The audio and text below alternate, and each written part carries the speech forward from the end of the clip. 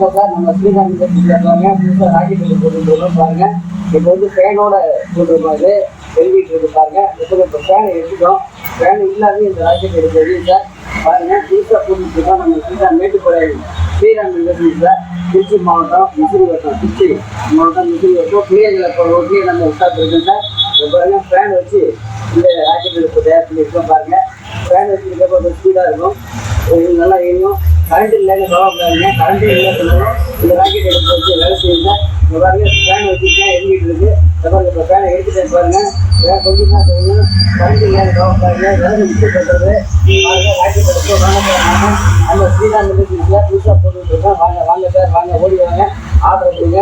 நிறைவான பயனை பெறுங்க.